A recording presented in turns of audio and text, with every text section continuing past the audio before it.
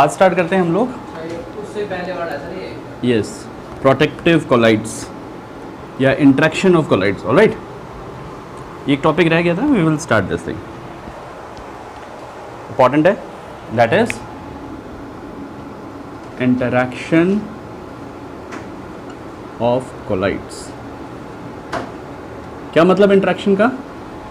आपस में जुड़ना। ठीक है, कोलाइड्स कैसे जुड़ते हैं? तो बेटा याद रखिए, दो तरह से बात हो रही है। पहला, लायोफिलिक के लिए बात करते हैं। When lyophilic colloids combine with lyophilic colloids, when lyophilic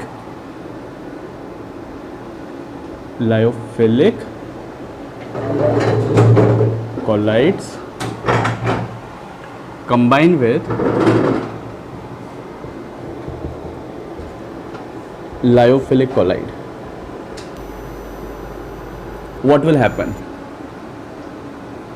It's a very important topic. जब लायोफिलिक के साथ आपस में जुड़ेगा तो क्या होगा? They get coagulated. Alright? So आप ऐसे लिखो इसको, लायोफिलिक प्लस लायोफिलिक जब भी आपस में जुड़ेंगे coagulation will occur. Second point, when lyophobic colloid combine with lyophobic colloid, जब लायोफोबिक के साथ जुड़ेगा तो क्या होगा?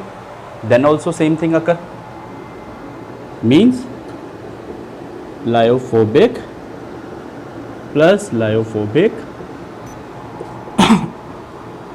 Coagulation occur.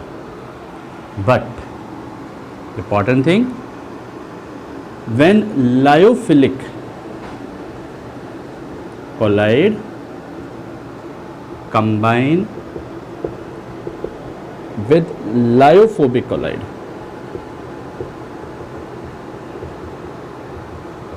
then what will happen? When two lyophilic combine together, they get coagulated. When two lyophobic combine together, they also get coagulated. Alright? But when lyophilic combine with lyophobic, lyophilic के साथ जुड़े। अच्छा, examples के तौर पे ध्यान रखो क्योंकि क्वेश्चंस काफ़ी सारे आते हैं यहाँ से। लायोफिलिक कौन से हो गए? ऑर्गेनिक सोल्स वाले, जिसमें आ गया जेलेटिन, आ गया गम, आ गया स्टार्च, आ गया, ठीक है, रबर्स आ गए, पॉलीमर्स आ गए, कार्बोहाइड्रेट, प्रोटीन्स, ये सब कुछ आ गया, we call this lyophilic. Lyophobic जैसे कि गोल्ड आ गया, सिल्वर आ गया, प्लैटिनम सोल हो गए, non metal, non inorganic salts हो गए मेनली। ठीक है, तो जब भी लायोफोबिक के साथ जुड़ेगा तो lyophilic colloid form a thin layer over the lyophobic and prevent them from the coagulation. ठीक है, सो लायोफिलिक जो होते हैं, इसको ऐसे शॉर्ट में लिखेंगे हम लोग, lyophilic colloid form a thin layer over lyophobic collide to prevent या to protect them from coagulation. That means lyophilic collide here act as a protective collide. यहाँ पे जो लायोफिलिक कोलाइड है वो एक तरह से प्रोटेक्टिव कोलाइड हो रहा है, और किसको प्रोटेक्ट कर रहा है? लायोफोबिक को प्रोटेक्ट कर रहा है by forming a thin layer over the lyophobic colloids. This protective colloid, the power of this protective colloid to protect lyophobic colloid from the coagulation is express in terms of gold number. Got it? ध्यान से समझो इस बात को क्योंकि यही पूछा जाता है कि what is actually the gold number is. Gold number क्या? फिर न्यूमेरिकल्स भी हैं इस पे। सो जब भी लायोफिलिक कोलाइड को लायोफोबिक में मिलाएंगे तो लायोफिलिक क्या करेगा? लायोफोबिक के ऊपर एक लेयर बना लेगा, उसको प्रोटेक्ट करेगा। द लायोफिलिक कोलाइड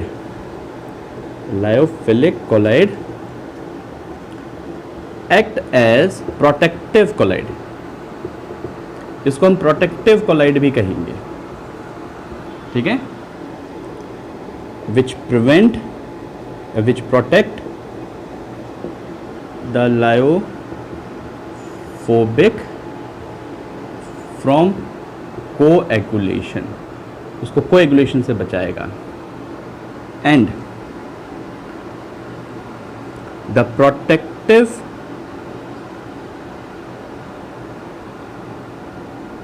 या ऐसे बोल सकते हैं the strength of protective colloid to protect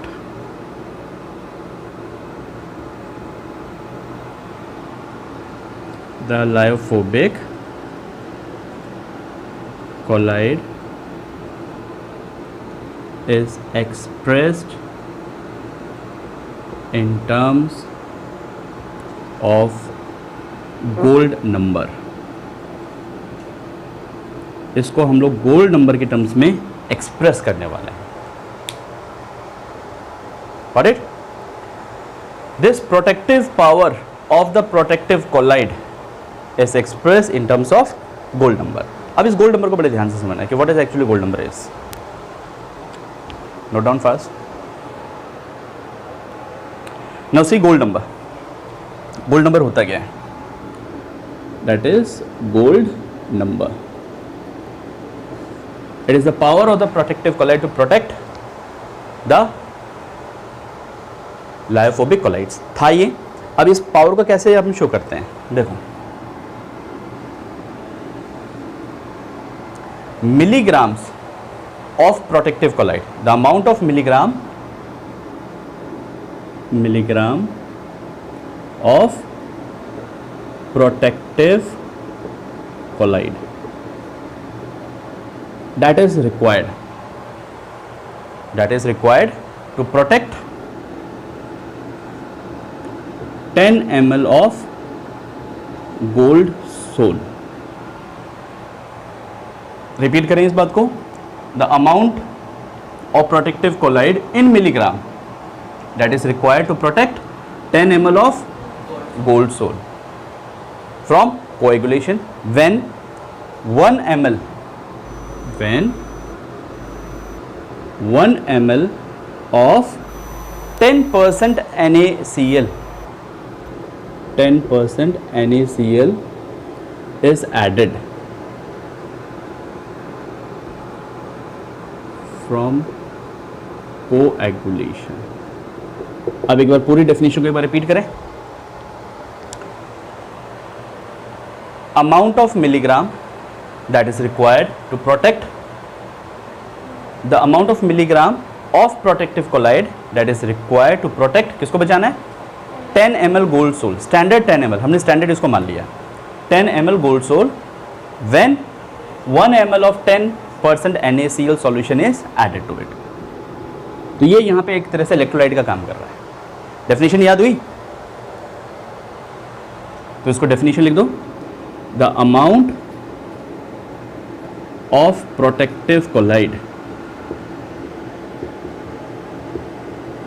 in milligrams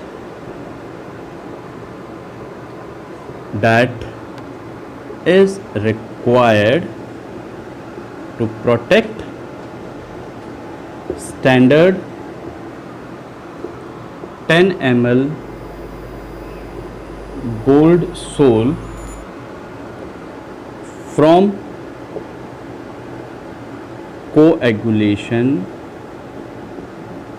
when 1 ml of 10% NaCl solution is added up.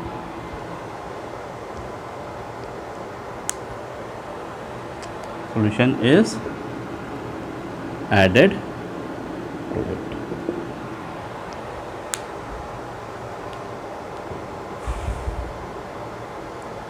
Alright, learn हो गया बेटा? किसको बचाना है? स्टैंडर्ड 10 ml गोल्ड सोल को। ठीक है, कैसे बचा रहे हैं? प्रोटेक्टिव कोलाइड डाल के, लेकिन कितना? इन terms of milligram. Now what is gold number? Gold number क्या है और गोल्ड नंबर किसकी प्रॉपर्टी हुई? गोल्ड नंबर प्रॉपर्टी किसकी हुई? प्रोटेक्टिव कोलाइड की। तो ये जो जितने अमाउंट में इसको प्रोटेक्ट करता है that is express in terms of gold number. जितने मिलीग्राम चाहिए होंगे किसी भी 10 ml गोल्ड सोल को प्रोटेक्ट करने के लिए, जब हमने 1 ml of 10% NaCl solution add किया था, ठीक है, वो इलेक्ट्रोलाइट के फ्रॉम कोएगुलेशन, तो जितने अमाउंट चाहिए that is express in terms of gold number, वो गोल्ड नंबर होता है। तो gold number is a property of protective colloid. पहली बात ये याद रखनी है, ठीक है। दूसरी बात, मोर द गोल्ड नंबर, जितना ज़्यादा गोल्ड नंबर होगा, क्या प्रोटेक्टिव कोलाइड की वैल्यू बढ़ेगी, मतलब उसकी पावर बढ़ेगी घटेगी? सोचो जरा, अगर ज़्यादा अमाउंट चाहिए उसको प्रोटेक्ट करने के लिए और कम अमाउंट चाहिए 10 ml गोल्ड सोल को प्रोटेक्ट करने के लिए, तो ज़्यादा पावर किस में है? कम में ही ज़्यादा। कम अमाउंट ही ज़्यादा प्रोटेक्ट कर पा रहा है, तो हम ये बोलते हैं कि more the gold number lesser is the protective power. ठीक है, तो ये बात याद रखना, more the gold number lesser is the protective power of protective colloid. ठीक है, नेक्स्ट इज, पता कैसे चलेगा बेटा कि प्रोटेक्ट हुआ या नहीं हुआ? प्रैक्टिकली अगर बात करें तो हम कैसे पता करेंगे इस बात को कि वास्तव में हुआ भी है या नहीं प्रोटेक्ट? कोएगुलेशन हो भी रहा है, नहीं भी हुआ, माइन्यूट अमाउंट में भी कोएगुलेशन हो सकता है। तो जो प्रोटेक्शन है, जो कोएगुलेशन है गोल्ड नंबर का, ठीक है, तो इसमें ऐसे लिखेंगे, वो डिटेक्ट किया जाता है by the change in the colour, that is red to blue. अगर कलर चेंज हो जाता है तो हमें पता लग जाता है कि हाँ कोएगुलेशन हुआ। अगर चेंज नहीं हुआ तो दैट मीन्स कि वो नहीं हुआ। ठीक है, so the coagulation of gold sol is detected by the change in the color.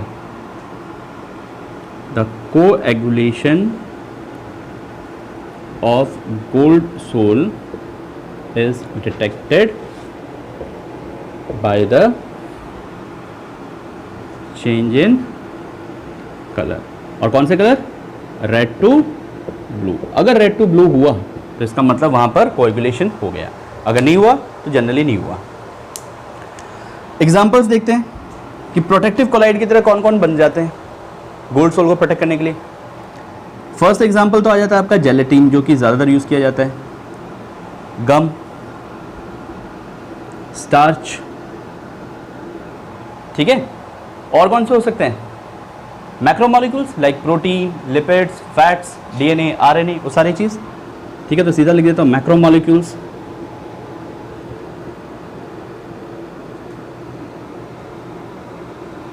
Act as protective colloid, ये प्रोटेक्टिव कोलाइड की तरह काम करते हैं। फॉर किसके लिए बेटा? इंपॉर्टेंट बात ये है, किसके लिए? For gold sol and silver sol. नाम सिर्फ गोल्ड नंबर है, सोल नहीं बोल रहा मैं, नाम सिर्फ गोल्ड नंबर है। गोल्ड नंबर किसी भी सोल को प्रोटेक्ट करने के लिए होता है, और जनरली हम एक्सपेंसिव जैसे प्लैटिनम, सिल्वर, गोल्ड जो होते हैं, आपके इकोनॉमिकली जो मेटल्स होते हैं, उनको प्रोटेक्ट करने के लिए ज़्यादातर कोशिश करता है कि वो जुड़े नहीं, जो हम काम में यूज़ लेना चाह रहे हैं वहाँ यूज़ करें। ठीक है, इसका बेस्ट एग्जांपल डेली लाइफ में तुम जानते हो कहाँ होता है? So what happen?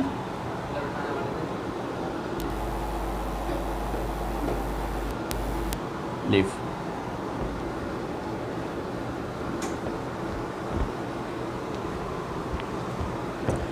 So gold number clear हुआ बेटा?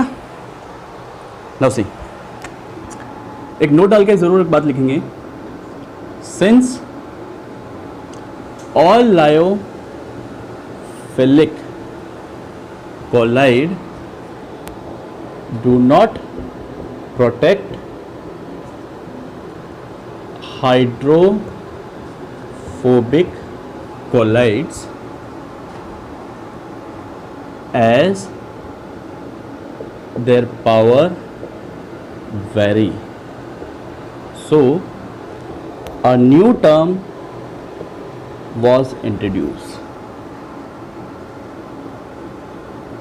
which is known as Congo-Robin number.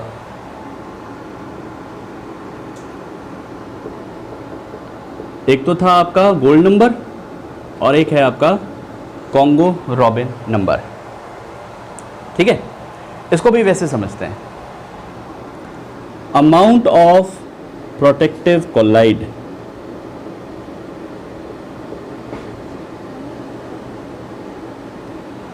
ठीक है, लेकिन किस में? इन टर्म्स ऑफ, पहले किस में लिया था गोल्ड नंबर को? मिलीग्राम्स। तो ये भी लेंगे इन milligrams that is required to protect 100 ml to protect 100 ml of 0.01% Congo Robin dye. ठीक है, ये सोल ही होती है एक तरह से, डाई सोल बोल लो।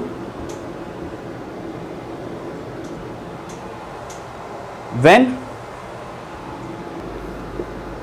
0.016 sorry 0.16 equivalent KCl is added to up। और किससे प्रोटेक्ट कर रहे हैं? To protect from coagulation. ठीक है, सो डेफिनेशन कैसे बनेगी बेटा? The amount of protective colloid in milligram which prevent the coagulation of 100 ml of 0.01% Congo Robin diazole when 0.16 equivalent of KCl is added to up from coagulation to protect it from coagulation। तो define कर दो इसको। Amount of protective colloid in milligrams required to protect 100 ml of 0.01% Congo Robin diazole from coagulation। कई बार क्या होता है, coagulation की जगह पे यहां लिख देते हैं कलर चेंज। मतलब समझे कलर चेंज का? भाई जो डिटेक्शन है कोएगुलेशन होने का वो किससे पता चलता है? कलर चेंज से। तो कई बार ऐसे भी बोल देते हैं कि the amount of protective colloid in milligram that is required to protect 100 ml of 0.01% Congo rubin dye sol from the colour change. तो कलर चेंज का मतलब वो कोएगुलेट कर रहा है, तभी कलर चेंज होता है। लेकिन कब? when 0.16 equivalent of KCl is added to it। Definition से ज्यादा इसमें मैं कुछ नहीं करवा रहा और ज्यादा आपके काम की चीज भी नहीं है। ठीक है, तो कॉन्गो जो रॉबिन नंबर होता है ये पर्टिकुलरली उन सोल्स के लिए होता है जिसके लिए गोल्ड नंबर एप्लीकेबल नहीं होता है। जहां गोल्ड नंबर फेल हो जाता है, डेट मीन जहां ऐसे प्रोटेक्टिव कोलाइड प्रोटेक्शन से फेल हो जाते हैं उसको बचाने के लिए लायोफोबिक कोलाइड्स को, वहां पे हम लोग क्या यूज़ करते हैं? Generally Congo robin number use करते हैं। बेसिकली देखो लायोफोबिक तो हो जाता है, लेकिन जहां बात आती है हाइड्रोफोबिक, लायोफोबिक तो लायो का मतलब मीडियम, अगर मीडियम वाटर के अलावा कुछ और है तब तो गोल्ड नंबर एप्लीकेबल हो रहा है। लेकिन जहाँ वाटर आ जाता है मीडियम समझ में आया, तो हाइड्रोफोबिक जहाँ कोलाइड्स आ जाते हैं वहाँ केसेस में हम लोग कॉन्गो रॉबिन नंबर बताते हैं। किस में एक्सप्रेस करते हैं? अच्छा, इसमें 2-3 क्वेश्चन बन गया ऑब्जेक्टिव। इलेक्ट्रोलाइट क्या लेके चल रहे हैं बेटा? 0.16 equivalent of KCl। Gold number में क्या लेके चल रहे थे भैया? ना ना ना 1 ml ऑफ 10% NaCl। किसको प्रोटेक्ट करना था गोल्ड नंबर में? Standard gold sol. कितना? 10 ml स्टैंडर्ड गोल्ड सोल। यहाँ पे किसको प्रोटेक्ट करना है जी? 100 ml ऑफ 0.01% कॉन्गो रोबेंडाइसोल को प्रोटेक्ट करना है। तो ऑब्जेक्टिव क्वेश्चन 4-5 बन गए यहाँ पर, ध्यान रहेगा, ठीक है। तो थोड़ा सा ध्यान रखना, जनरली ऑब्जेक्टिव क्वेश्चन यहीं से आते हैं, इसी तरह से उल्टे सीधे आते हैं। Now the numerical portions, some numericals are based upon them, तो उसको भी सॉल्व करते हैं हम लोग। Note down this.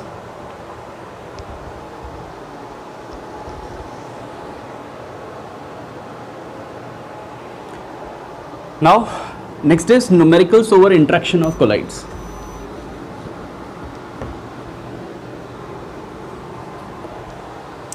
Now see some numericals. First is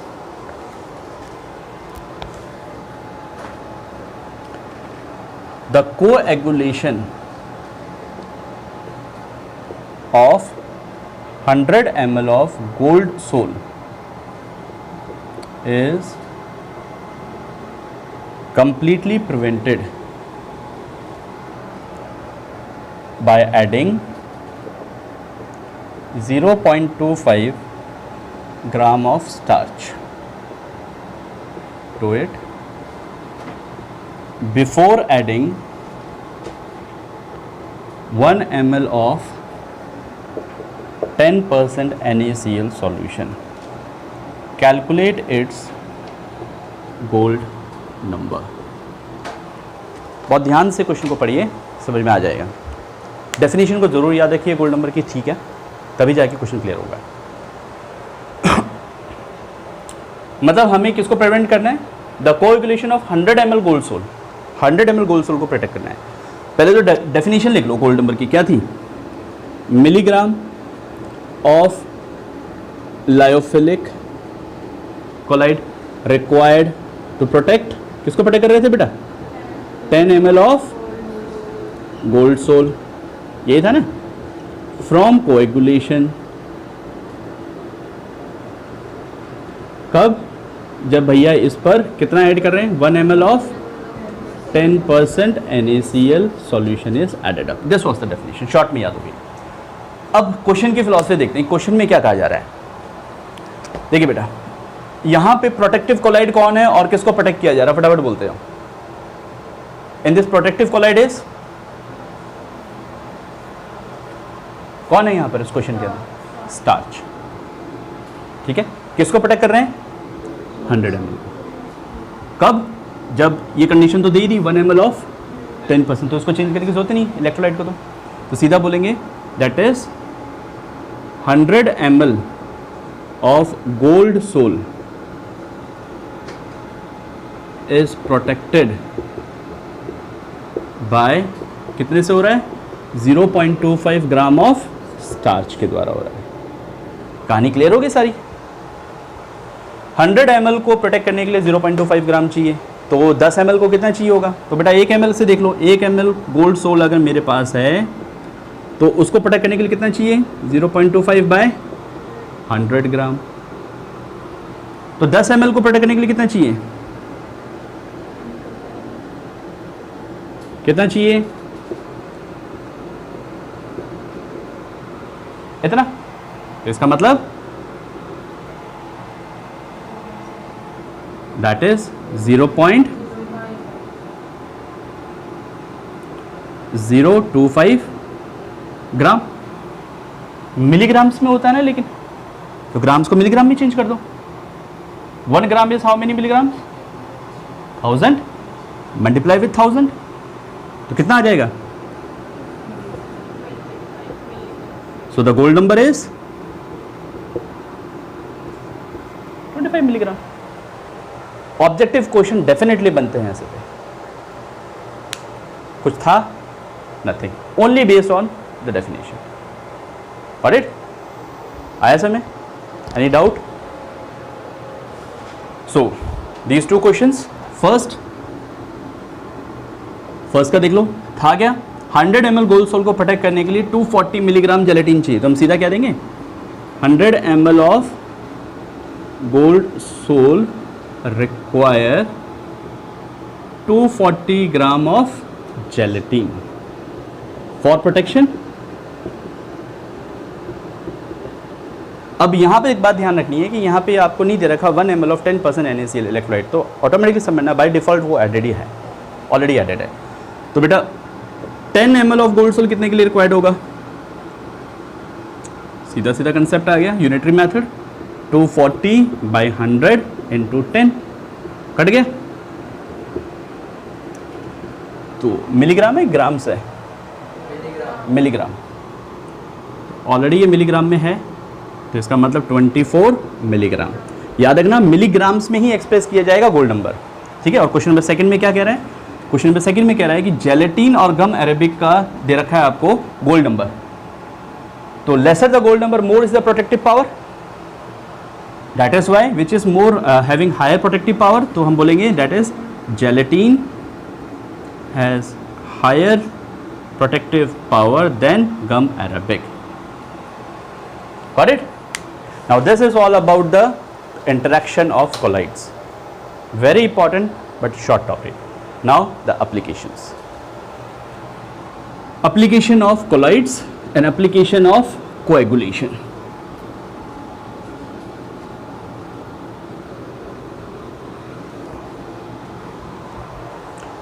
Now get a new heading.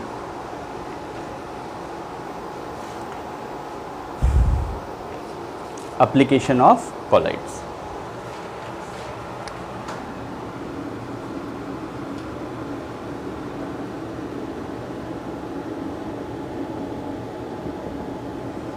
Very important, 15-16 करीबन है, ठीक है। तो इनको थ्योरेटिकल है, जल्दी जल्दी खत्म हो जाएगा। तो फर्स्ट आता है दैट इज फूड। फूड में क्या अप्लाई करते हैं? हर मिठाई, हर गाजर का हलवा या कोई भी हलवा, सब कोलाइड्स होते हैं, पहली बात तो ये। Even drinks also, milk, juices, they are all are colloids in nature, ठीक है। तो फूड के अंदर हम क्या लिखेंगे? फर्स्ट इज फूड, लिखते चलो। Milk is emulsion. मिल्क के बारे में पूछा जाता है तो जनरली पहली बात तो होती है मिल्क होता है क्या? What is a milk? Milk emulsion होता है, किसका होता है? इसमें डिस्पर्स फेज और डिस्पर्शन मीडियम क्या होता है? What is milk? Fat disperse in water, ठीक है। Milk is an emulsion in which fat dispersed in water. अच्छा, मेरे को एक चीज़ याद आई, आइसक्रीम जो होती है उसके अंदर हम लोग नमक मिलाते हैं, हाँ। During the preparation of ice cream we always added salt. Why? बनाई की बात नहीं बेटा, ये क्वेश्चन आता है एग्जाम में। किसका? नमक तो बर्फ को पिघलाने काम आती है। This is your homework, find out the answer, ठीक है। सेकंड, जेलेटिन जो होता है आइसक्रीम्स में एडेड किया जाता है, तो पूछा जाता है why gelatin is added to ice cream. कोई बात नहीं, ये लिखाना आता है एग्जाम में, डोंट वरी, मार्क्स मिल जाएंगे, डैम श्योर। अगले साल वापस रिपीट करना। देखो इसमें gelatin is mix with ice cream to preserve its smoothness. Gelatin is added to ice cream to preserve its smoothness। यहाँ पे एक बात याद रखना, जो हम जेलेटिन ऐड कर रहे हैं they act as emulsifying agents. दो इमल्शन, देखो इमल्शन जो होते हैं दो टाइप के होते हैं, one is oil in water and this water in oil, ठीक है। तो दोनों ही एक चीज़ आप देखोगे, वाटर के अंदर ऑयल मिलाओ चाहे ऑयल के अंदर वाटर मिलाओ, वो आपस में एक दूसरे के फोबिक हो गए, लायोफोबिक हो गए, हटाएंगे एक दूसरे को। तो उस कंडीशन में उसको प्रिजर्व रखना, तो एक ऐसा एजेंट चाहिए मेरे को जो उसको क्या करता है, बचाए, दोनों को बाइंड करके रखें, वो कहलाते हैं इमल्सिफाइंग एजेंट्स। तो इमल्सिफाइंग एजेंट्स का काम होता है ऑयल और वाटर के पार्टिकल को आपस में बाइंड अप करके रखें। द बेस्ट एग्जाम्पल इज घर की बनाई हुई सब्जी, इसमें स्पाइसेस वगैरह डालते हैं, वो क्या करते हैं, इमल्सिफाइंग एजेंट का काम करते हैं, इसीलिए आपकी सब्जी में ऑयल एंड वाटर मिक्सअप हो पाते हैं, वरना वो हो ही नहीं सकते। तो यहाँ पे याद रखना gelatin act as emulsifying agent. Alright, next is in purification of water. Second application is purification of water के अंदर हम इसको इस्तेमाल करेंगे। जनरली क्या होता है, जो वाटर होता है, नॉर्मली अगर आप वाटर लेके आते हैं, जैसे टैप वाटर को आपने ओपन कर लिया, या फिर जो पंप होता है, हैंड पंप, ये पानी होता है, उसमें आपने ले लिया उस पानी को कंटेनर में, तो उसमें क्या होता है, बहुत सारी इम्प्योरिटीज़ एडेड होती हैं, पर्टिकुलरली ऑफ क्ले या फिर sand particles, and you know very well clay and the sand particles are negatively charge particles होते हैं। तो अगर किसी तरह से उसमें कोई ऐसा इलेक्ट्रोलाइट मिला दिया जाए जो उसके चार्ज को न्यूट्रलाइज कर दे, आपस में जुड़ जाए, कोएगुलेट हो जाएगा, कोएगुलेट हो गया तो सेडिमेंटेशन हो गया, और सेडिमेंटेशन हो गया तो पानी प्यूरिफाई हो गया, छान लो फिर उसको। यही काम करते हैं हम लोग, एलम मिलाते हैं पानी के अंदर, फिटकरी मिलाते हैं ना पानी के अंदर, तो वो क्या काम करता है, वो यही करता है कि चार्जेस को, जो उसमें इम्प्योरिटी, जो सैंड पार्टिकल या फिर जो उसके अंदर होते हैं आपके जो क्ले पार्टिकल्स होते हैं, जो माइन्यूट, जो कोलाइडल फॉर्म में होते हैं, उनको न्यूट्रलाइज करके सेटल डाउन करवा देगा। Got it? तो इसमें लिख लीजिए, water contains impurities like water contain impurities like clay, और ये कैसा है, नेगेटिव चार्ज्ड कोलाइड होता है जी, negative charge colloid. These particle get coagulated, these particle get coagulated by Al3 positive ion. अब ये एल्यूमिनियम 3 पॉजिटिव आयन आया कहाँ से, फ्रॉम पोटैश एलम, ठीक है, तो ये पोटैश एलम से आया जी। और पोटैश एलम का फॉर्मूला क्या है बेटा, anyone knows what is the formula of potash alum? K2SO4 dot Al2SO4 whole thrice dot 24H2। ठीक है, एलम की एक खास बात बताता हूं आपको, जब भी हम वर्ड बोलते हैं ना एलम, इनके ऊपर 2-3 बातें याद रखना। इसमें एक मेटल होता है पॉजिटिव के अंदर +1 फॉर्म में, और सल्फेट होगा, डॉट एक और मेटल होगा जो 3 पॉजिटिव फॉर्म में होगा, फिर सल्फेट होगा, डॉट 24H2O फिक्स होगा। तो मतलब ये डाइसल्फेट सॉल्ट है in the valencies of metal 1:3। इसे हम एलम कहेंगे। अगर पोटेशियम ले लिया तो पोटैश एलम है, सोडियम ले लिया तो सोडा एलम है। ठीक है, बात समझ में आई? तो ये सारी सिचुएशंस होती है। तो एलम को एक बार आप जरूर याद रखना, इवन तो कोऑर्डिनेट केमिस्ट्री में बहुत ज़्यादा डिटेल में आता है फिर। तो एलम की पहचान ये होती है। ऑलराइट, कैसे करेगा बेटा ये? Coagulated by aluminium 3 positive ion, जितने भी क्ले पार्टिकल्स हैं उसके साथ मिल गए, एंड गेट सेटल्ड डाउन। तो इस तरह से प्यूरिफाई करते हैं। लेकिन ये जो वाटर लिया ना मैंने, ये कौन सा है? टैप वाटर है या फिर हैंडपंप वाटर है या वेल वाटर है। मैंने सीवेज वाटर नहीं लिया, क्योंकि सीवेज वाटर का प्यूरिफिकेशन अलग तरीके से होगा। ठीक है, तो वहां पे अलग बात करेंगे। नेक्स्ट आता है मेडिसिन। ये रख रहे हैं, थर्ड एप्लीकेशन इज मेडिसिन।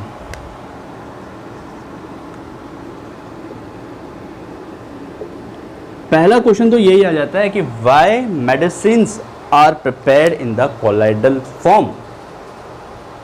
जितनी भी मेडिसिन है, चाहे हम लिक्विड सिरप ले रहे हों, चाहे हम टैबलेट्स ले रहे हों, सारी की सारी मेडिसिन कोलाइडल फॉर्म में ली जाती हैं। क्यों? First question, because they are more effective in the colloidal form, they are more easily absorb by the cells in the colloidal form. हम खाते तो इतनी बड़ी बड़ी चीज़ें हैं, लेकिन निकालते वक्त देखते हो आप, उसका टेस्टिंग करोगे तो वो कोलाइडल फॉर्म में निकलेगा। That means body tissues are absorb in the colloidal form. बात समझ में आ गया? तो फर्स्ट पॉइंट तो ये लिखना है आपको, medicine are more effective in colloidal form. Medicines are more effective in colloidal form as they easily absorb by the cells, आसानी से सेल्स के द्वारा एब्जॉर्ब की जाती हैं। ठीक है, अब एक बेटा यहां पे एक चीज और याद रखनी है कि कोलाइडल फॉर्म में तो आ गया। कोलाइडल फॉर्म आप बोलते हो सर सेल्स तो छोटे होते हैं, तो हमें ट्रू सॉल्यूशन के फॉर्म में देते तो और ज़्यादा आसानी से होता, बट ऐसा नहीं है। होता है क्या है कि कोलाइडल फॉर्म थोड़ा सा बिगर साइज होगा होता है, ठीक है। Due to its bigger size its surface area is large. अब जितना ज़्यादा लार्ज सरफेस एरिया होगा उतना ज़्यादा कॉन्टैक्ट में आएगा, ठीक है। तो याद रखना, due to its large surface area it easily absorbed, इसी में लिख लेना। अब कुछ मेडिसिन के मैं नाम बताता हूँ, बताते हैं ना कहाँ कहाँ यूज़ करते हैं। अर्गायरोल, क्या होता है अर्गायरोल? एसिडिटी में लेते हैं। बताओ, ऑलरेडी बता चुका हूँ।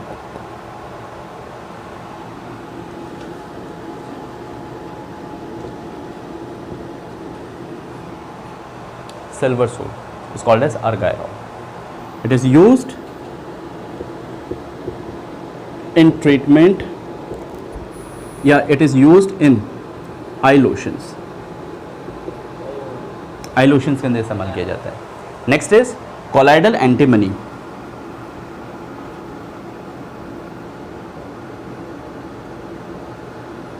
मतलब colloidal SB, SB is symbol of antimony. Colloidal antimony is used to treat a disease called as Kala Azar.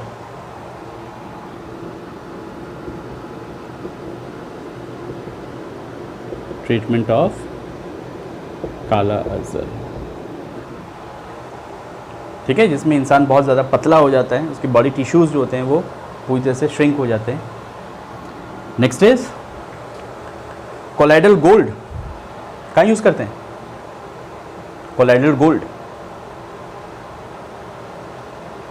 They are generally used as intramuscular injections, ठीक है। इंट्रामस्कुलर मतलब मसल्स के बीच में जो इंजेक्शंस डाले जाते हैं, दो तरह के इंजेक्शंस होते हैं। वेनस इंजेक्शंस वेन्स के अंदर आते हैं, उसको आईवी बोलते हैं हम लोग, और एक होता है इंट्रामस्कुलर इंजेक्शंस जो कि एकदम आपके जब बेहोश करना होता है ऑपरेशन थिएटर्स में लेकर तो बैकबोन पर लगता है अच्छा खासा, ठीक है। वो इतना बड़ा सिरिंज होता है, टच करके लगाते हैं। क्यों लगाते हैं? क्योंकि वो वहाँ से ईजिली एब्जॉर्व हो जाता है, ठीक है। और कोलाइडल की फॉर्म में लेके चल रहे तो ज़्यादा इफेक्टिव होगा एब्जॉर्प्शन उसका। तो कोलाइडल, ये इंपॉर्टेंट है, ध्यान रखना। Colloidal gold and silver also is used in intramuscular injections, ठीक है। इंट्रामस्कुलर इंजेक्शंस के लिए इसको यूज किया जाता है। Next is milk of magnesia. क्या होता है milk of magnesia? It's an antacid, लेकिन किस फॉर्म में बनाया जाता है? डाइजिन्स होता है ना, ये सिरप के फॉर्म में आता है, लेकिन किस फॉर्म में ले रहे हैं हम लोग? दैट इज कोलाइडल फॉर्म में। तो मिल्क ऑफ मैग्नीशिया जो होता है which is an particular emulsion, हम इसकी बात करेंगे तो ये इमल्शन होता है basically. It's a emulsion use to या यूज फॉर, यूज्ड एज कर लो, यूज एज एंटासिड। अब सारी बातें क्लियर हो गई। एंटासिड जो very well know what is antacid, the chemicals which are use to treat hyper acidity. Next is colloidal sulphur. Colloidal sulphur, ये जितने भी बेटा सल्फर ड्रग्स होते हैं दे आर जर्मिसिडल इन नेचर, मतलब ये बैक्टीरियाज और जो आपकी जर्म्स होते हैं उनको दूर भगाते हैं। तो जनरली इनका यूज़ किया जाता है इन स्किन डिसऑर्डर को रिमूव करने के लिए, ठीक है। तो कोलाइडल जो सल्फर होता है it act as a germ killer for plants and animal also, act as germ killer for plants, right, clear है। Next cleansing action of soap, third application, fourth application. Beauty products, fourth is beauty products cosmetics भी हैं, आएगा ना क्या? हाँ है। सो our next point is that is cleansing action of soap. ठीक है, देखो सोप में भी क्या होता है, तो जो डर्ट पार्टिकल होते हैं सोप पार्टिकल के साथ में मिसेल फॉर्मेशन बना लेते हैं, जिस मिसेल इज पर्टिकुलर कोलाइड और that is why the dirt is removed. So colloidal soap जो होता है, soap solution remove the dirt particle. कैसे रिमूव करता है, डर्ट पार्टिकल के साथ में सोप पार्टिकल स्टिक हो जाते हैं by sticking to the dirt forming a micelle. अब मिसेल क्या है, यहाँ पे कोलाइड्स होता है, मिसेल इज ए कोलाइड, ये कोलाइडल फॉर्म का होता है. थ्रू इमल्सिफिकेशन, याद रखना the process is generally called as emulsification. Emulsion में डिटेल में देखेंगे what is actually emulsification, what is how the soap acting as a emulsifier and all this thing. Next is sewage disposal. देखो बेटा याद रखना, sewage disposal के अंदर जो हमारा जो सीवेज वाटर होता है, इसके पास बहुत सारे डर्ट और कुछ रबिश मटेरियल और प्लांट के जो वेस्ट पार्ट्स होते हैं वो हैं, एनिमल्स के वेस्ट पार्ट्स हैं, वो सारी चीज़ें एडअप होती हैं. These are particularly that is charge particles. ये चार्ज पार्टिकल होते हैं, इधर पॉजिटिवली चार्ज और नेगेटिवली चार्ज. तो हम इसमें करते क्या, हम इसमें इलेक्ट्रोफोरेसिस टेक्निक यूज़ करते हैं. एक बड़े से कंटेनर के अंदर आप ऐसे समझ सकते हो कि ये बड़ा सा कंटेनर ले लिया, इस बड़े से कंटेनर के तो यहाँ से सीवेज वाटर पास करवा रहे हैं और यहाँ पे बड़े बड़े मेटालिक रॉड्स लगा देंगे. ठीक है, प्रॉब्लम इनमें होती क्या है, प्रॉब्लम यहाँ पे ये होती है कि डस्ट पार्टिकल वगैरह का तो आप एक फिल्ट्रेशन लगा के यहाँ पे एक फ़िल्टर लगा के आप इस चीज़ को रिमूव कर लोगे, जो बड़े पार्टिकल्स हैं. लेकिन छोटे पार्टिकल जो होते हैं जो कोलाइडल फॉर्म में, वो जब आगे मूव करेंगे तो दिक्कत आएगी. तो उनको रिमूव करने के लिए क्या करते हैं, इलेक्ट्रोड्स पुट कर देते हैं हाई वोल्टेज के साथ में. तो जो डर्ट पार्टिकल है, क्योंकि dirt particle are charge particles, तो पॉजिटिव और नेगेटिव पे अलग अलग पे कोएगुलेट हो जाएंगे और जो वाटर बचेगा, although it contain germs and all, but it can be use for the irrigation purposes. Alright, so देखिए, sewage water contain the charge colloidal particles of dirt, rubbish material etcetera. Alright, which do not settle down easily, जो आसानी से settle नहीं होते हैं because in the colloidal form होते हैं. Second thing, dirty water are pass through tunnel. एक tunnel से पास करवाया, जैसे ये टनल मान लीजिए, इससे पास करवाया हमने. ठीक है, like in this manner, is pass through tunnel fitted with the metal electrodes. These are the electrode which is connected with a high potential battery, all right, with the high voltage. These charge particle migrate towards the opposite end of the electrode. ये जो charge particles हैं जो colloidal form में होंगे, ये opposite end की तरफ जाके coagulate हो जाएंगे and get coagulated. The coagulated material are used for the manure and the water. जो coagulated हुआ, यहाँ पे जो भी चीज़ deposit हुआ उसको हमने कहाँ यूज़ किया, एज ए manure यूज़ किया, और जो भी चीज़ बच गई, जो वाटर लेफ्ट बच गया, उसको हम इरीगेशन पर्पज़ के लिए यूज़ कर सकते हैं. इवन दो हम इसको और प्योरीफाई करके ड्रिंकिंग पर्पज़ के लिए भी बना सकते हैं, लेकिन जनरली इसका यूज़ किया जाता है for the irrigation. Got it. Now next is rubber industries. Rubber industries में भी जो रबर प्लांट होता है उससे लैटेक्स निकलता है. ठीक है, तो जो लैटेक्स निकलता है वो सेम इलेक्ट्रोफोरेसिस टेक्निक के थ्रू रबर बनाया जाता है. कोएगुलेशन प्रोसेस में हम लोग दो प्रोसेस यहाँ यूज़ करेंगे. तो याद देखिए, rubber is negatively charge. You remember this thing, rubber is generally a negatively charge colloid from latex of plant. Latex of plant, ये प्लांट के लेटेक्स से निकलता है. लेटेक्स क्या होता है, it's a plant sap, liquid substance removed by the plant. Alright, are obtain through coagulation. उसको हम कोएगुलेशन से ऑब्टेन करते हैं क्योंकि थिक डेंस मटेरियल हो जाता है. ठीक है, बाय इलेक्ट्रोफोरेसिस मेथड. ऑलराइट, उससे रबर बनाने का जो प्रोसेस है वो हम लोग इलेक्ट्रोफोरेसिस से करते हैं. ऑब्टेन हुआ कोएगुलेशन से, लेकिन जो रबर बनता है उसमें से हम इलेक्ट्रोड्स डाल के फिर उसको इकट्ठा करते हैं, तो फिर रबर बनाते हैं हम उसे. Now very important, that is tanning. Tanning, tanning नाम टैनिन से बड़ा है. ठीक है, दो तरह की टैनिंग होती है. आपको देखा होगा राजा महाराजा जो होते हैं वो एनिमल हाइड्स को, एनिमल हाइड मतलब एनिमल स्किन, जो जैसे शेर का शिकार करने जाते हैं तो शेर शिकार करते हैं तो वो अपने दिखाने के लिए क्या हवेली में लटका लेते हैं शेर की खाल, जो स्किन होती है उसको एनिमल हाइड्स कहते हैं. तो बेटा एक सिंपल सा फैक्ट है कि अगर उसको हम एज इट इज़ रख देंगे तो मॉइस्चर होने की वजह से माइक्रोब्स आ जाते हैं, माइक्रोब्स आने की वजह से वो सड़ने लग जाती हैं. लेकिन हम देखते हैं कि म्यूज़ियम में भी और जो एंशिएंट टाइम में जो राजा महाराजा यूज़ करते थे, उनकी जो स्किन होती है, एनिमल जो स्किन्स होती हैं, वो एज इट इज़ प्रिजर्व रहती हैं. तो वो कैसे प्रिजर्व करते थे, the process is called tanning. Got it. तो एनिमल हाइड्स कहा जाता है उन स्किन को जो वहाँ पे प्रिजर्व किए जाते हैं. तो एनिमल हाइड्स जो होती हैं, these are positively charge colloid. ये कैसे होते हैं, पॉजिटिवली चार्ज कोलाइड होते हैं.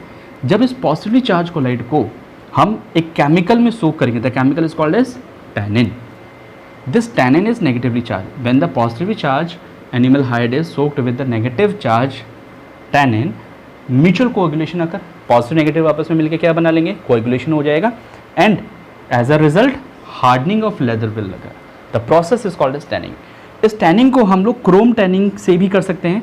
ये तो आपने किससे किया, टैनिंग से किया। आप इसको क्रोम से करते हो तो ये कहलाती है क्रोम टैनिंग। मतलब पहले अगर आप सोक कर रहे हो किसके अंदर, टैनिन केमिकल, ये केमिकल है, टैनिन केमिकल के अंदर, तो ये कहलाती है टैनिंग सिर्फ। लेकिन क्रोम के अंदर, हाइड्रेटेड क्रोमिक ऑक्साइड के अंदर इसको करवाते हो तो ये भी एक हार्डनिंग मटेरियल है, स्किन को हार्ड बना देगा जब ये ड्राई अप होता है, तो इससे भी हम करते हैं, तो कहलाता है क्रोम टैनिंग। Got it? समझ में आया? Alright, next is Cottrell smoke precipitator. Basically इसका यूज़ करते हैं हम फैक्ट्रीज़ में एज अ चिमनीज़, जो चिमनीज़ होती हैं उसका यूज़ सेम प्रोसेस होता है, जो उसको पहले बार दिया था क्वार्टरल ने, इसलिए इसको स्मोक प्रेसिपिटेटर कहते हैं हम लोग, स्मोक को प्रेसिपिटेट कर देना। बेटा यहाँ पे ध्यान रखना पड़ेगा कि जो स्मोक होता है, smoke is colloids, it's a colloidal form which contain carbon particles as well as dust particle. It's a colloidal form of, that is basically smoke क्या होता है, what is smoke? Smoke is a aerosol, solid aerosol, जिसके अंदर क्या होता है, disperse phase is, that is dust and the smoke particles, dust and the dust carbon particles in air, medium is air, all right.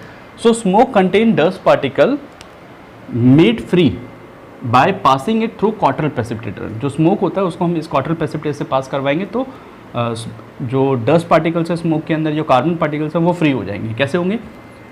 when the charged dust particle of smoke came near the electrode it get neutralize. अब सीधी सी बात है बेटा, जो भी dust particle और जो carbon particle होंगे उसमें डेफिनेटली चार्ज होंगे, तो वो चार्ज पार्टिकल जाएंगे और इसको इलेक्ट्रिसिटी से कनेक्ट किया हुआ, तो फिर यहाँ पे electrophoresis, once again electrophoresis will occur, and due to this electrophoresis जो अपोजिटली एंड चार्ज होंगे वो अपोजिटली इलेक्ट्रोड्स पे आके डिपॉजिट हो जाएंगे। Alright, now these charges get neutralized by the electrodes and get coagulated and precipitated down। और एक बार precipitated down हो गया तो we can remove this precipitated ash by using it by any method।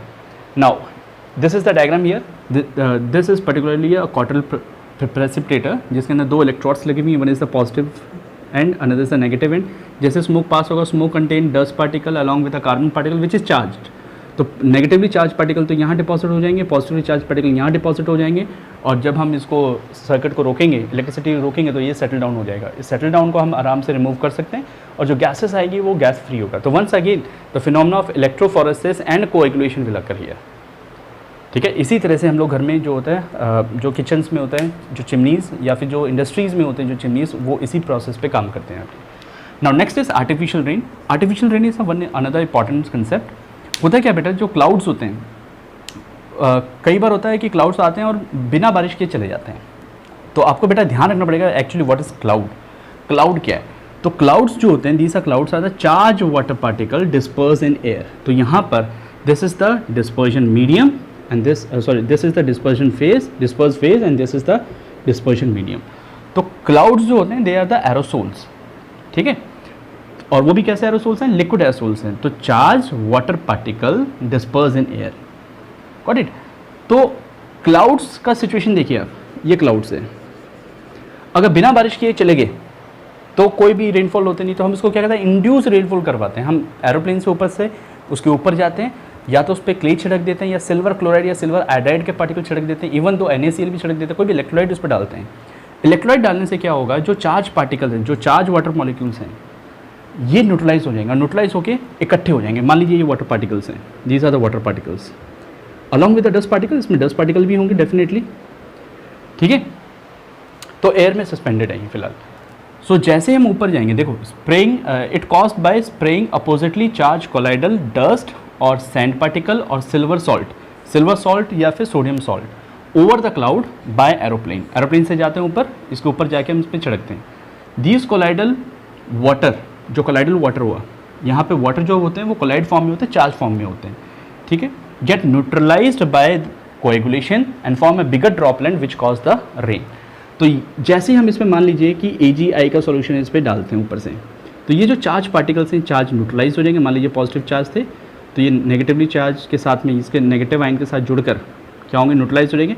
अब दो जो वाटर ड्रॉपलेट्स हैं इकट्ठे हो जाएंगे, और due to the heaviness they cause the rain. यहाँ पे रेन हो जाएगी। फिर ड्रॉपलेट बड़े हो गए तो फिर वहाँ पे ग्रेविटी लगनी स्टार्ट हो जाएगी और वो नीचे आके बैठ जाएंगे, and this is particularly called as a rain.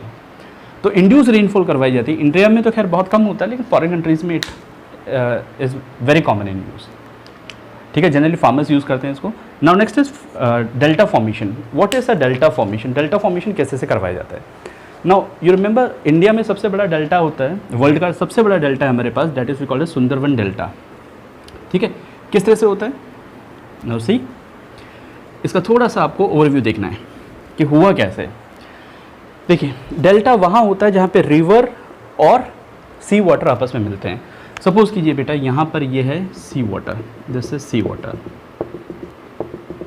This is sea water के अंदर क्या होता है? इलेक्ट्रोलाइट्स होते हैं, मैग्नीशियम के हो सकते हैं, सोडियम के हो सकते हैं। ठीक है, दिस कंटेन इलेक्ट्रोलाइट्स। और यहाँ से बेटा आपकी आ रही है river, this is a river, this is river water. River water generally contain, क्या कंटेन होता है उसमें? क्ले होते हैं जो कि नेगेटिवली चार्ज होते हैं, सैंड पार्टिकल्स होते हैं जो कि नेगेटिवली चार्ज होते हैं, और ये यहाँ पे पॉजिटिवली चार्ज है। तो आपको पता है, जब रिवर वाटर सी वाटर के साथ मिलेगा तो इसका मतलब ये कह सकते हैं कि पॉजिटिवली चार्ज जब नेगेटिवली चार्ज पार्टिकल के साथ मिलेगा तो न्यूट्रलाइज हो जाएगा, न्यूट्रलाइज होकर वो सेटल डाउन हो गए, इकट्ठे हो गए और सेडिमेंटेशन हो गया। एज अ रिजल्ट जो रिवर का जो लेवल है वो बढ़ गया पर्टिकुलर जगह से। तो अब रिवर जो है वो सीधा ना गिर के ब्रांचेस में गिरती हैं, and this formation of branches is called as particularly delta. देखिए बेटा, river water contain negatively charge clay, sand particles, and sea water contain electrolytes in it. Sea water के अंदर इलेक्ट्रोलाइट्स होते हैं, जनरली ऑफ मैग्नीशियम, कैल्शियम, इन सब के ions होते हैं। When river water meet sea water, the electrolyte of sea water coagulate the colloidal solution of clay. ये जो क्ले पार्टिकल्स है, मिट्टी तो होती है क्ले, ठीक है, इनकी जो पार्टिकल्स है वो सेटल डाउन हो जाएंगे by coagulation. The coagulation matter being heavy, भाई कोएगुलेशन हो गया तो सस्पेंशन बन गया और हैवी हो गया। पहले छोटे छोटे पार्टिकल जैसे पानी के बहाव के साथ जा रहे थे, लेकिन अब क्या हुआ? बड़े हो गए तो सेटल डाउन हो गए। तो settle down to the river bed and where river and sea meets at this point. इस पॉइंट पे मेन चीज़ क्या होगी? ग्राउंड लेवल जो होगा वो बढ़ जाएगा, which results in delta formation. बात है इसमें? अब थोड़ा सा फिलॉसफी देखो कैसे होता है। जैसे ये रिवर, ये जो सी है आपका, जो सी है, इसके सी में आपको पता है कि वेव्स निकलती हैं, वेव्स निकलती है तो पानी दूर तक जाता है, ऑलराइट। तो दूर तक जाएगा तो यहाँ की जो मिट्टी है, पर्टिकुलरली इस जगह की जो मिट्टी है वो कैसी हो जाएगी? It contain electrolyte, rich amount of electrolytes होंगे। अब रिवर जैसे इसके कांटेक्ट में आएगा, रिवर वाटर जैसे इसको कांटेक्ट में आएगा तो यहाँ से आ रहे नेगेटिवली चार्ज पार्टिकल, यहाँ से आ रहे पॉजिटिवली चार्ज पार्टिकल। तो अब क्या होगा? यहाँ पे सेडिमेंटेशन हो जाएगा। सेडिमेंटेशन मतलब बहुत सारे जो रिवर पार्टिकल्स थे, सॉरी जो क्ले पार्टिकल्स थे, वो कोएगुलेट होकर एक बड़ा हीप लाइक स्ट्रक्चर बना दिए, लाइक इन दिस वे। वो इकट्ठे हो गए, उभार हो गए। जैसे कि ये पानी ऐसे जा रहा था, पहले सपोज करो पानी ऐसे जा रहा था, ठीक है, इसके ऊपर से ये रिवर बेड मान लीजिए। अब क्या होगा? इसमें क्ले पार्टिकल है, सी वाटर मिला, आपस में ये हीप हो गया। तो अब पानी यहाँ से गया, यहाँ से गया, इसके ऊपर नहीं जा पाया क्योंकि ये थोड़ा उभार हो गया। ठीक है, तो सेम मैनर में यहाँ पे यही हुआ कि इस तरह से जगह जगह पे क्या बन जाता है? सेडिमेंटेशन हो जाता है। तो अब जो रिवर वाटर सीधा जाना चाहिए था वो सीधा ना जाके क्या हो गया? ब्रांचेस में डिवाइड हो गया। इस तरह से डिवाइड हो गया कि यहाँ से इस फॉर्म में ये अलग अलग हो गया। Got it? And this formation of the branches, a fall down of river water in the form of branches is called as, क्या कहेंगे हम इसको? That is delta formation। इसे ही कहा जाता है डेल्टा। वर्ल्ड का सबसे बड़ा डेल्टा होता है इंडिया में है, that is in West Bengal, Sundarban delta, जो कि गंगा रिवर पे और बे ऑफ बंगाल के बीच में बना हुआ है। बात समझ में आई बेटा? ठीक है, now next point. Now next that is photography and films. Generally आपने देखा होगा पुराने ज़माने में, पहले टाइम पे हम लोग क्या करते थे कि जो कैमरास होते थे उनके रील्स होते थे, ठीक है, जो बेसिकली सेलुलॉइड फिल्म होती है, सेलुलोज की बनी हुई फिल्म्स होती हैं, ग्लेयर होती है, उस पर पिक्चर इम्पोज की जाती थी।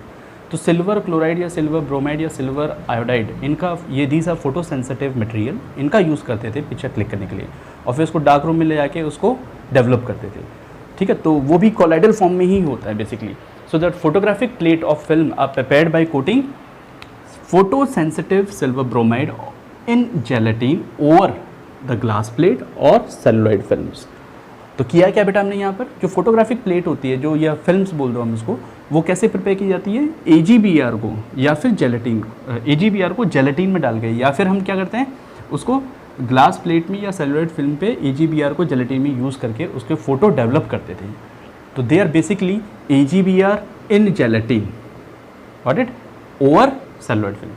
तो disperse phase, dispersion medium, got it. और जिस पे हम उसको डेवलप कर रहे हैं वो आपका ग्लास प्लेट होता था या फिर सेलुलर फिल्म होता था। तो once again they form a colloids, colloidal form की वजह से ही आपकी फोटोग्राफिक प्लेट पे इंप्रेशन आता था। Now next is smoke screen, that is very important, जो कि हम वॉर्स के टाइम पे यूज़ करते हैं। स्मोक स्क्रीन का मतलब होता है बेसिकली कि जब वॉर होती है तो फिर हम क्या करते हैं, स्मोक के बड़े बड़े जो गोले होते हैं उसको फेंक देते थे, बम्स फेंकते थे। जैसे क्या होता है, जो दूसरा पर्सन होता है, जो दूसरा जो वॉर के अंदर इन्वॉल्व है, जो दूसरी जो पार्टी होती है वो बेसिकली देख नहीं पाती उस चीज़ को, कंडीशन को कि क्या हो रहा है, लेकिन पूरे तरह से मिल्कीनेस अपीयर हो जाता है, तो उसको बोलते हैं हम स्मोक स्क्रीन। बेसिकली कैमोफ्लेज होता है, मतलब एक इल्यूशन क्रिएट करते हैं और हम वहाँ से प्रोटेक्ट हो जाते हैं या फिर उसको मार देते हैं पर्टिकुलरली। तो कोलाइडल डिस्पर्जन ऑफ किसका, टाइटेनियम ऑक्साइड, जो कि डिस्पर्जन फेज का काम करता है, इन एयर जो कि डिस्पर्जन मीडियम का काम करता है, are use as a smoke screen in warfare के अंदर, लड़ाई के टाइम पे, for the purpose of concealment या फिर कैमोफ्लेज। कैमोफ्लेज का मतलब इल्यूशन क्रिएट करना, भ्रम पैदा करना, ठीक है। फेंक के आप चले गए वहाँ पे तो भ्रम पैदा हो गया ना, उनको बिल्कुल मिल्कीनेस आ गया वहाँ पर, तो आप कुछ भी काम करो, उनको मार दो या फिर आप वहाँ से भाग जाओ, दोनों कंडीशंस हो जाती हैं। The disperse phase particle are heavily and rapidly drop in the form of dazzling milkiness, alright. तो जो लिक्विड, जो ड्रॉपलेट्स इसमें जो टाइटेनियम ऑक्साइड के पार्टिकल्स हैं, जैसे एयर के कांटेक्ट में आएंगे तो क्या होगा, पूरी तरह से मिल्कीनेस अपीयर होगा, स्मोक जैसा पैदा हो जाता है। हालांकि हार्मफुल नहीं होता है बट वो इल्यूशन क्रिएट कर देता है, और this is particularly known as smoke screens. Now preparation of nano materials also, nano material को भी हम लोग बेसिकली इसी तरह के कोलाइडल फॉर्म में ही बनाते हैं, basically the reverse of missiles.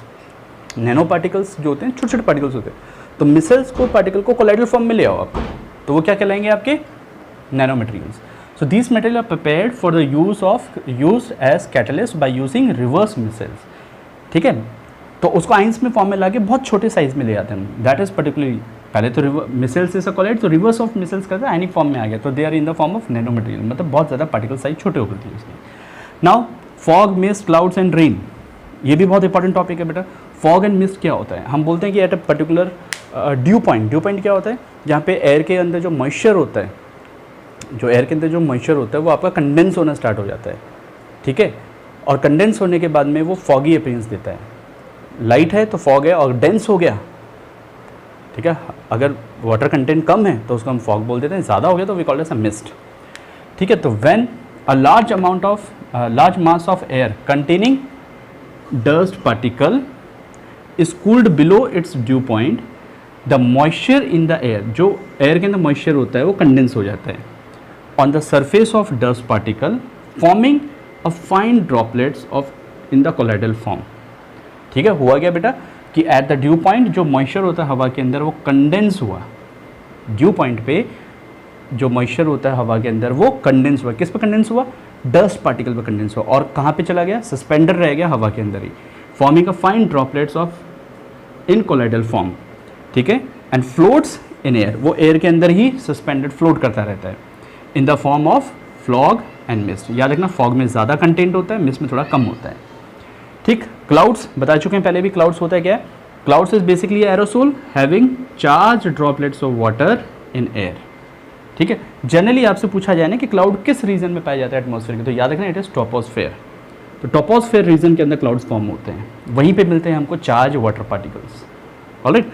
Now next is rain, it's not as artificial rain, normal rain क्या होती है, देखो बेटा दो तरीके होते हैं। पहला तो जब oppositely charge cloud that contain water आपस में टकराएं, अपोजिटली चार्ज क्लाउड टकराने से क्या होगा कि म्यूचुअल कोएगुलेशन हो जाएगा और वाटर ड्रॉपलेट्स बड़े होकर रेनफॉल के फॉर्म में आ जाएंगे, पहला तो रीज़न ये।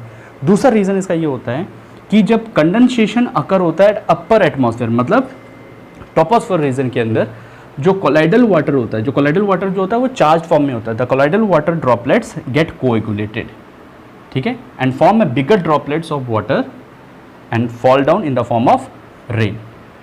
एट द अपर एटमॉस्फेयर आपको कोलाइडल वाटर मिलेगा, मतलब चार्ज वाटर मिलेगा, ठीक है। ये चार्ज वाटर जब अपोजिटली चार्ज वाटर आपस में कोएगुलेट हो जाएंगे तो एक बड़ा ड्रॉपलेट बना देंगे। अब बड़ा ड्रॉपलेट हो गया तो डेफिनेटली फॉल डाउन होगा due to the gravity in the form of rain, या ये कह लो जब दो अपोजिटली चार्ज पार्टिकल्स टकराएंगे तो क्लाउड्स फॉर्म हो जाते हैं। एक और चीज़ याद रखना, दो अपोजिटली चार्ज पार्टिकल जब टकराते हैं तो उस टाइम पे थंडरिंग होती है, ठीक है। तो थंडरिंग का भी रीज़न यही होता है, when two oppositely charge particles या clouds meet together, alright. So next is colloids in living system. Living system में भी बेटा सारी जगह कोलाइड्स ही आपके प्रेजेंट है। Basically first example is the blood, you very well know blood is albuminoid substance. Albuminoids मतलब albumin, albumin proteins होती हैं विच इज़ नेगेटिवली चार्ज्ड। तो एक बात और याद रखना कि blood is colloidal form of या सोल ऑफ एल्बोनॉइड सब्सटेंस, जो कि कैसा है बेटा, नेगेटिव चार्ज होता है, नेगेटिव चार्ज होता है। और इसी वजह से क्लॉटिंग करते वक्त हम लोग एलम और वो सब मिलाते हैं, आगे देखेंगे इस चीज़ को। नाउ प्रोटोप्लाज्म की बात करते हैं। प्रोटोप्लाज्म ऑफ द सेल होता है वो जेल होता है basically. Now what is gel? When liquid disperse in solid, LSG, ऐसे याद रखें। Liquid disperse in solid is called as gels. तो डिस्पर्शन मीडियम क्या हो गया आपका? लिक्विड हो गया, सॉरी डिस्पर्शन फेस DP तो आपका हो गया, दैट इज लिक्विड, और DM क्या हो गया आपका? That is solid. तो LSG that is liquid, solid and gel. So protoplasm जो होता है इट्स अ जेल फॉर्म। अब जेल कैसे? इसमें it contain many lyophilic material. Lyophilic materials होते हैं लाइक प्रोटीन्स हो गया, इसमें ग्लाइकोजन्स हो गया, फॉस्फोलिपिड्स हो गया, ठीक है। ये प्रोटीन्स फॉर्म होते हैं जो कि इनके डिस्पर्स फेज के फॉर्म में होते हैं, लिक्विड फॉर्म में प्रेजेंट होंगे। अब इस पर्टिकुलरली इनके प्रेजेंस के कारण दे शो टू थिंग्स। वन, ये कभी फ्रीज नहीं होते। दूसरी बात, ये शो इम्बिबिशन। इम्बिबिशन मतलब they have a very high tendency to absorb the water and getting swell up. जब आप प्यासे होते तो पानी पीते हो, पानी पीते तो फूल जाते हैं, ये सेल्स फूल जाते हैं। ये अगर पानी नहीं होता तो उस कंडीशन में डिहाइड्रेशन हो जाता है, तो ये पर्टिकुलरली कंडेंस हो जाता है, तो इनकी मेटाबॉलिक एक्टिविटीज भी हिंडर होती है इस वजह से। तो याद रखना, molecules of these substance exhibit imbibition. Imbibition का मतलब होता है कि वाटर एब्जॉर्व करके स्वेलअप हो जाना, लेकिन ब्रश नहीं होते, क्योंकि जो प्लाज्मा मेम्ब्रेन होते हैं उसको प्रोटेक्ट करके रखती है। दूसरी बात, इन्हीं मटेरियल की एक वजह से जो वाटर होता है इनके अंदर, सेल्स के अंदर, वो फ्रीज नहीं होने देता है। तो these water, the water can not freeze in the presence of these molecules in the protoplasm. ना प्रोटोप्लाज्म समझते हो ना, सेल के अंदर जो लिक्विड है, the liquid present in the cell is called as protoplasm. और वाटर, मेनली तो वाटर होता है, बट स्मॉल अमाउंट में क्या क्या चीज़ होते हैं? प्रोटीन होता है, ग्लाइकोजन होता है, फॉस्फोलिपिड्स होते हैं, ये सारी चीज़ें प्रेजेंट होती हैं। Got it? Now next thing, जो डाइजेस्टिव ट्रैक होती है आपकी, ठीक है, तो डाइजेस्टिव ट्रैक के अंदर बाइल सॉल्ट्स निकलते हैं। ये कन्वर्ट होते हैं temporarily into water oil emulsion. Bile juice निकलता है आपका कहाँ से? दैट इज लिवर से। और स्टमक से निकलता है आपका एसिडिक मीडियम। दोनों न्यूट्रलाइज हो जाते हैं, तभी जाके आपकी बॉडी जो मेटाबॉलिक एक्टिविटीज़ हैं बॉडी की वो कंट्रोल में रहती हैं। So the digestive track that is bile salts convert temporarily aqueous oil emulsion. वो एक्वस ऑयल मतलब वाटर ऑयल इमल्शन में कन्वर्ट हो जाते हैं। Next is adsorption of toxic materials. अगर आपने कुछ गैस्ट्रो इंटेस्टाइनल जो ट्रैक होती है आपकी, जो ट्रैक होती है इंटेस्टाइनल जो ट्रैक होती है उसको बोलते हैं गैस्ट्रो इंटेस्टाइनल ट्रैक। अगर उसमें बाय द वे किसी तरह से हमने कोई टॉक्सिक खा लिया तो by the that is kaolin, it's a chemical kaolin, इसके थ्रू हम उसमें से टॉक्सिक को रिमूव करते हैं बाय द कोएगुलेशन प्रोसेस। कैओलिन क्या करता है? इट्स अ सॉल्ट, ये केमिकल है। तो ये केमिकल जैसे इसमें मिलाते हैं तो टॉक्सिन के साथ में कंबाइन हो जाते हैं ड्यू टू द चार्जेस। इस पे नेगेटिव, इस पे पॉजिटिव चार्ज होंगे तो अपोजिटली चार्ज होकर कोएगुलेट हो जाएंगे, जिसकी वजह से इसका इफेक्ट, टॉक्सिक का इफेक्ट न्यूट्रलाइज हो जाता है और वो रिमूव किया जाता है। तो कैओलिन को याद रखना है। Now next is the rate of neutralization of excess acidity in the stomach, ठीक है, it is done by aluminium hydroxide which may increase in the colloidal form। देखो, अगर आपकी बॉडी में क्या हो जाता है, हाइपर एसिडिटी बन जाती है तो उसको कंट्रोल किया जाता है। तो हम बहुत सारे सब्सटेंस, मिल्क ऑफ मैग्नीशिया वगैरह लेते हैं, ठीक है, लेकिन अगर आप एल्यूमिनियम हाइड्रोक्साइड के फॉर्म में बेस लेते हो, aluminium hydroxide is also base, तो जब इसके फॉर्म में लेते हो तो बेस एसिड के साथ में मिलकर इसको न्यूट्रलाइज कर देगा।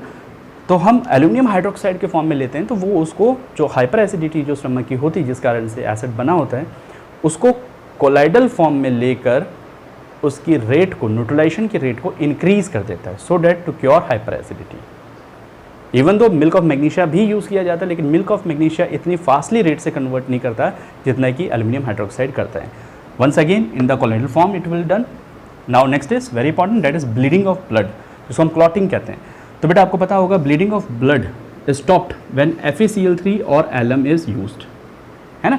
तो FeCl3 से आएगा Fe3 पॉजिटिव आयन, एलम से आएगा, यहाँ पे बेसिकली हमने पोटेश एलम लेके चल देते हैं, तो फिर ये फेरिक एलम लेके चलते हैं, फेरस एलम, तो Fe3 पॉजिटिव आयन या फिर K पॉजिटिव आयन्स तो पॉजिटिवली चार्ज पार्टिकल्स यहाँ से मिलेंगे, ये इलेक्ट्रोलाइट की तरह काम करेंगे। इसे applied on the bleeding part, जैसे आपके हाथ पे कट लग गया तो वहाँ से ब्लड निकल रहा है, तो ब्लड क्या है, नेगेटिवली चार्ज। ये इलेक्ट्रोलाइट है, ये क्या करेंगे, पॉजिटिवली चार्ज देंगे। दोनों आपस में मिलेंगे तो क्या होगा, कोएगुलेशन हो जाएगा। तो एक नेटवर्क बन जाता है कोएगुलेशन का, एक नेटवर्क लाइक थिन फ्रेगमेंट्स बन जाते हैं जिसको हम बोलते हैं clotting. So bleeding stops when FeCl3 और Lm is applied on the bleeding part due to coagulation of negatively charge blood by Fe3 positive ion और K positive ion. Fe3 positive आइन यहाँ से आ गया, K पॉजिटिव आइन Lm से भी आ सकते हैं। Of the electrolyte forms clot and the phenomena is called as clotting. इसी फिनोमेना को बोलते हैं हम clotting. Now next is tail of comet. Comet का आपको पता ही है, तो टेल ऑफ कॉमेट, जैसे कॉमेट जाता है तो हमें ऐसा लगता है उसकी टेल जा रही है, बट एक्चुअली वो टेल नहीं होती, वो क्या होते हैं, डस्ट पार्टिकल होते हैं जो एयर फ्रिक्शन की वजह से टूट रहे होते हैं और वो हमेशा कोलाइडल फॉर्म में होंगे। So it is due to the scattering of light, Tyndall effect की वजह से वो टेल ऑफ कॉमेट दिखाई देती है हमें। Scattering of light by the tiny solid particle of colloidal range left by comet in their path. I hope आपको समझ में आ गया होगा, पहले भी डिस्कस कर चुके। वंस मोर, स्काई का ब्लू दिखना या फिर सी का ब्लू दिखना, वो भी आपका स्कैटरिंग ऑफ लाइट की वजह से ही होता है by the colloidal dust particle present in the air. One more thing, soil, जो फर्टाइल सॉइल होती है वो कोलाइडल इन नेचर होती है और कोलाइड है तो चार्ज है। दूसरी बात, कोएगुलेशन हो सकता है, ठीक है। तो कोएगुलेशन को प्रोटेक्ट करने के लिए ह्यूमस जो होता है वो प्रोटेक्टिव कोलाइड की तरह काम कर रहा होता है, ठीक है। तो जो फर्टाइल सॉइल होती है उसके अंदर ह्यूमस प्रेजेंट होता है और जो humus is dead plant decay, ठीक है। तो डेड प्लांट डिके जो होता है वो प्रोटेक्टिव कोलाइड की तरह काम कर रहा होता है ताकि ये जो पार्टिकल्स है वो आपस में कोएगुलेट ना हो। अगर कोएगुलेट हो गए तो उसका फंक्शन बहुत ज़्यादा, रेट जो होगी वो कम हो जाएगी। इस वजह से उसके रेट को बढ़ाने के लिए कोलाइडल फॉर्म में ही फर्टाइल सॉइल अगर यूज अप होती तो प्लांट ज़्यादा एब्जॉर्प्शन कर पाते हैं। This is all about the application of colloids. I hope आपको समझ में आ गया होगा। नेक्स्ट वीडियो में हम लोग देखेंगे दैट इज़ इमल्शन जेल्स। इन दो टॉपिक पे हमें डिस्कस करना है, उसके बाद कैटालाइसिस करके चैप्टर को एंड करेंगे। थैंक यू बेटा।